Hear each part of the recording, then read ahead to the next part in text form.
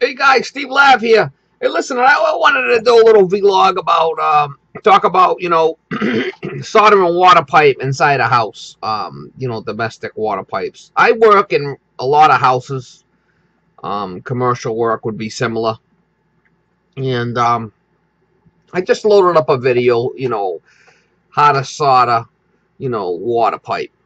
Just a basic video for the first time homeowners. But there's a lot of guys out there, that watch my videos, and there's stuff that needs to be said about, what needs to be done. If you're going to cut into a water main, say if you're going to cut a T in, you want to run an outside faucet or something, I'm going to explain to you what I do, because there's problems it's going to arise.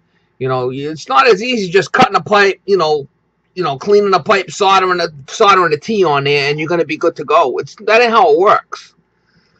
First of all, what you need to do is, I'm doing this, for a lot of the subs that watch my channel, and I want to explain to them, what I run into a lot. First of all, you're going to shut the water main off in the basement. Okay?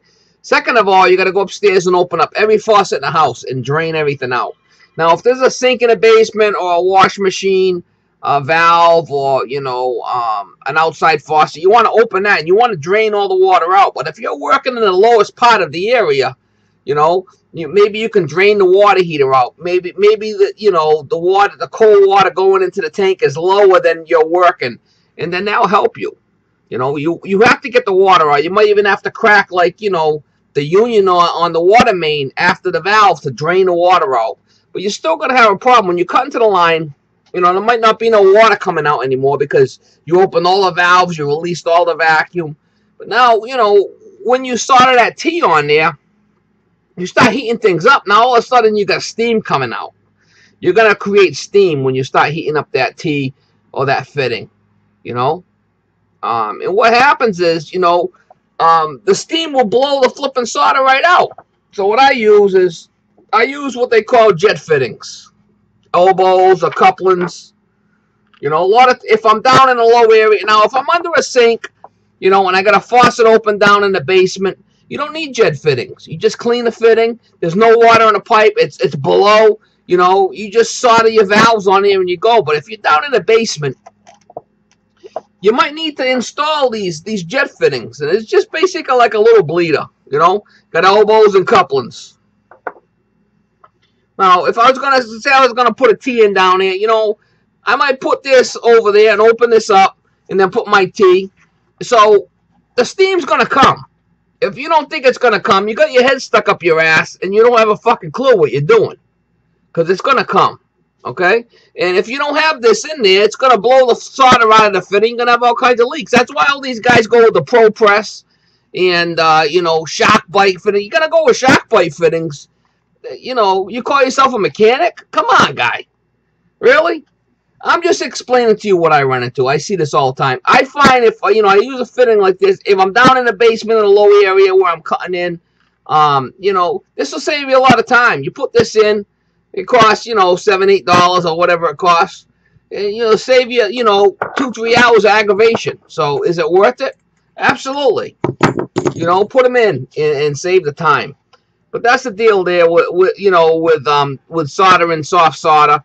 You want to clean it, and even though there's no water and you dump it all out, you're still gonna get, when you heat that up, you're gonna get steam, and the steam will blow the solder right out of the fitting, But anyway, I just figured I'd do that. I wanted to just do that little video to clarify a couple of things, and I said it in the video that I did, and a lot of these videos I do it just for the young guys. A lot of these guys that watch my videos, they're not out working in the field. They don't come across this stuff all the time, so that's why I do these videos. A lot of you super techs out there, you don't need to watch this stuff, but it's for the other guys, It's for the other guys that aren't experienced, and you guys understand that, I kind of like bring up, I got a lot of people that watch my stuff, from females to young kids, and probably even a couple of dogs watch my stuff, I know my dog will probably watch my stuff, but she's always on the couch, laid out, waiting for me to walk by so she gets some snacks. But anyway,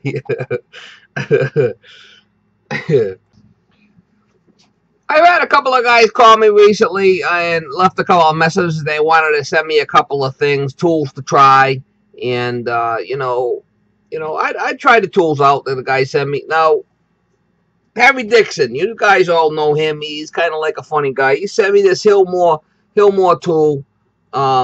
Basically, it's a 1/4 inch, and 5/16 nut driver. I'm gonna try it out. My first impression of the Hillmore is it's very heavy, but I am going to try it out. It can either be 1/4 inch or 5/16 by just switching it around. A lot of guys like Hillmore, and Harry's got a good station. You guys should check him out. Harry Dixon, he goes by. He kind of does a lot of funny stuff and joking around, and kidding around. But he's a good guy. He's a good sub of mine. And he's always leave good comments, and I think he's got a good station there overall, he tries to be funny and stuff, but he definitely is a funny guy. He's really a classy guy. He's not a jerk or an asshole. He's a good guy. So you guys should check out his station, and you get some good laughs out of his stuff. He knows what he's doing. He's just joking around, He don't show his face on the videos, but I don't know what the deal is there. I think that he's got a restaurant type of thing, and he doesn't want to show his face. I don't know if he's wanted. He might be like, America's top 10 most wanted. I'm not sure. No, I'm only kidding. He's a big, tall dude. I think he's like, 4'10" or something like that. I'm not sure how tall he is, but compared to Ralph, he looked pretty tall, so he's probably like 4'10". Alright, Harry, I'm going to try this out. I'm going to give it an honest review. Good, bad, or indifferent. You guys want to send me tools. I'm going to give it an honest review. I'm not going to be sucking up to no manufacturer for nothing. If I don't like it, whatever. If I don't like it, I give it a bad review or send them the money for the tool. So he can't be pissed at me.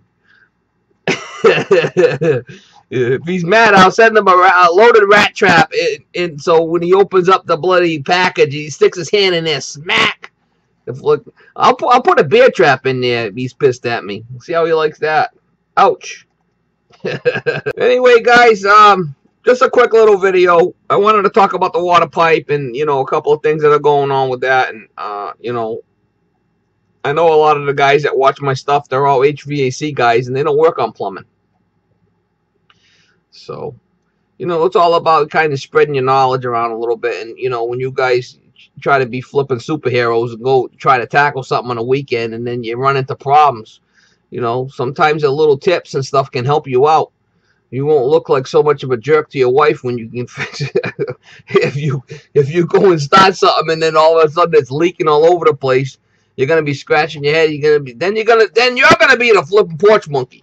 There you go. The perfect example of a porch monkey. I'll have to go down there and slap you in the back. You're stuck on stupid. I'll have to slap you in the back a couple times like a repeating record, so you're not skipping anymore.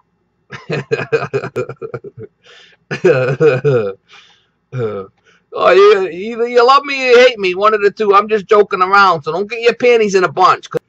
Anyway, I got a couple of calls from some of my loyal subs that comment on my stuff.